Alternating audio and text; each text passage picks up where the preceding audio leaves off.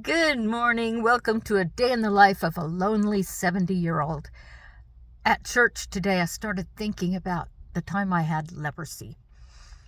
I humiliated my sister last week with that story about her when she was 3. This one, I was about 10, 9 or 10, somewhere around in there. Anyway, I found a sore on the bottom of my foot, and I had been reading James Michener's Hawaii, which talks a lot about leprosy, and church seems to talk a lot about leprosy, or did, when I was a kid, so leprosy became a big deal to me. I was terrified of it. Anyway, I found this little sore on the bottom of my foot, and I didn't tell anybody because I thought it was leprosy.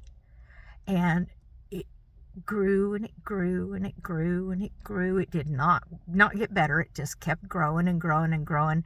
And I was terrified because in the Bible and in James Michener's Hawaii,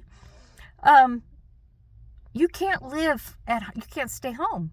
You get banished to some who knows where.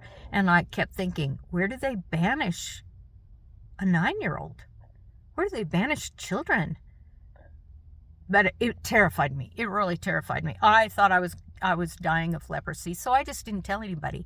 It wasn't till the thing covered my entire foot that my mom finally noticed. You know, she was sick. She had kids, babies, and she was sick all the time. She just hadn't noticed that I couldn't walk. But at that point, I couldn't walk anymore. And so she finally noticed. She took me to the doctor. It turned out it was not leprosy, by the way. And leprosy is easily fixed these days with antibiotics, but it was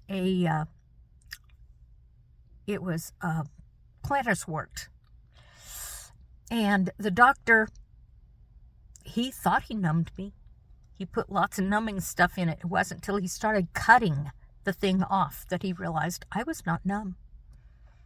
And I must have been probably 10 by that time, and he cut that thing off with no numbing.